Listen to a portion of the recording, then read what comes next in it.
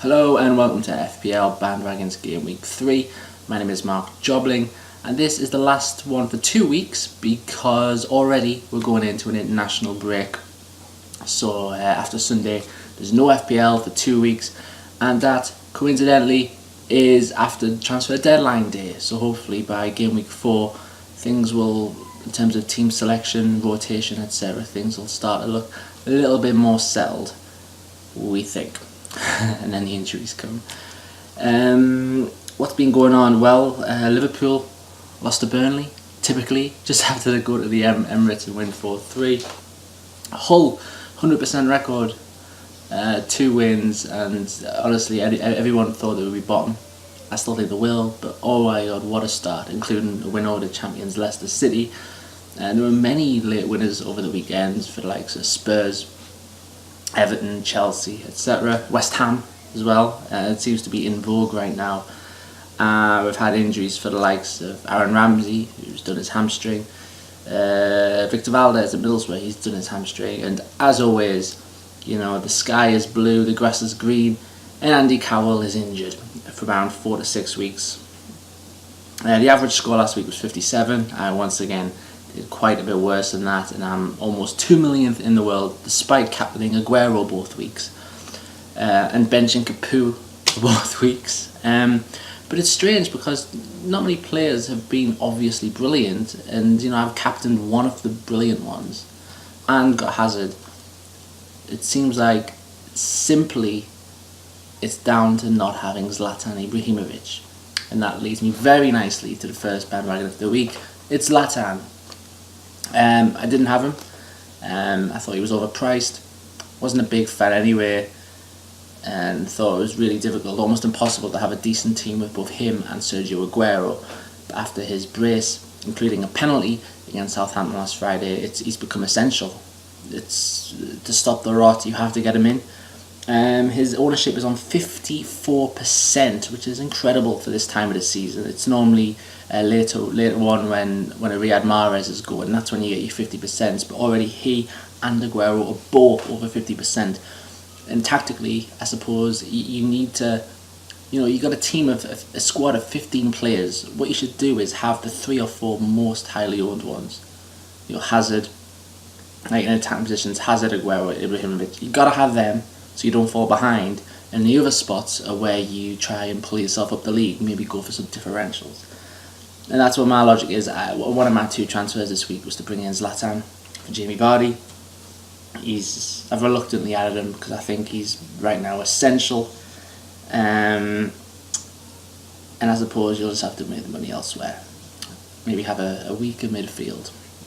So very much I would say, because the big strikers seem to continue to score, get on the Zlatan bandwagon.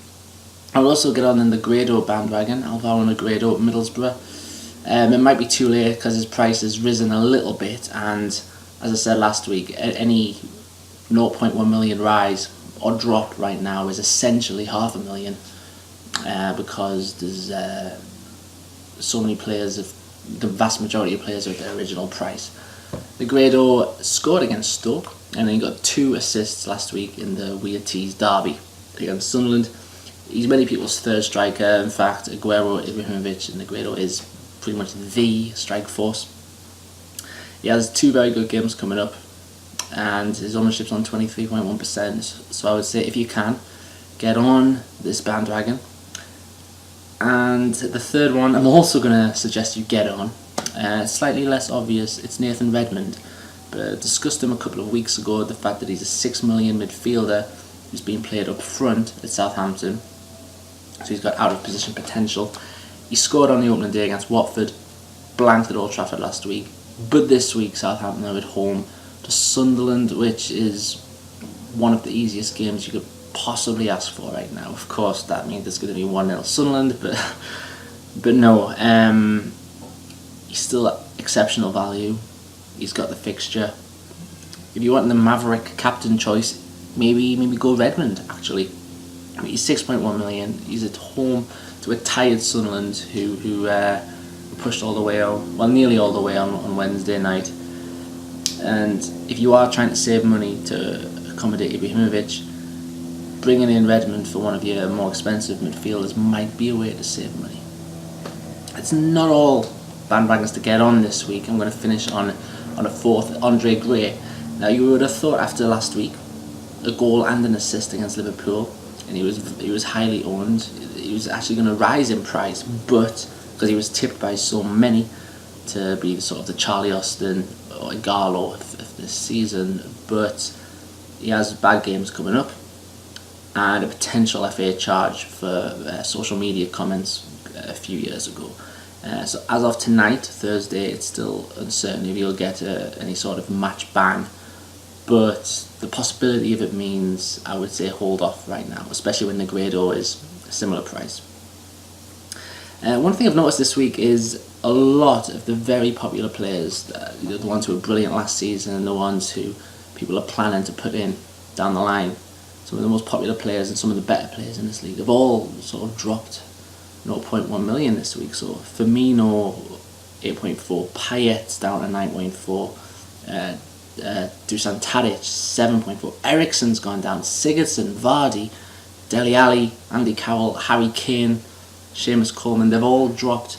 They've all got values that are 0.4, 0.9. So if you have been overwhelmed by your players, but if you've been overwhelmed by several of your players dropping in price this week, you can take a little bit of comfort in the fact that the players you're probably looking to bring in have also dropped, so it's not as big of a problem.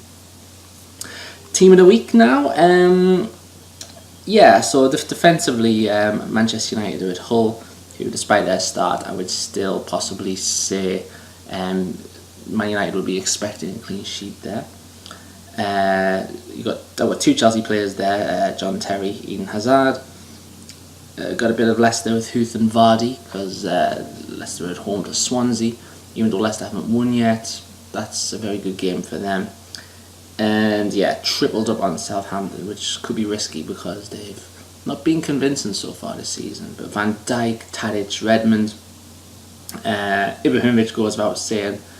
Benteke has his Crystal Palace debut home to Bournemouth, who score a lot but concede a lot. So even Palace might score, and he'll be the focal point. In a team with lots of wing play, I think Benteke could be a fantastic third striker if you got the money. The only potential surprise in there is Santi Cazorla, but while Arsenal are thwarted by injuries, he is getting games and he's getting assists under the radar, and even when everyone's back, he's probably going to play a decent amount of weeks. But having said that, the team of the week is strictly for this week. Cazorla is definitely going to play, and Arsenal have a good fixture. So that's team of the week. So on that note, thanks very much for watching. Have a very good week, and I'll see you in 2 weeks' time. Thank you. Bye.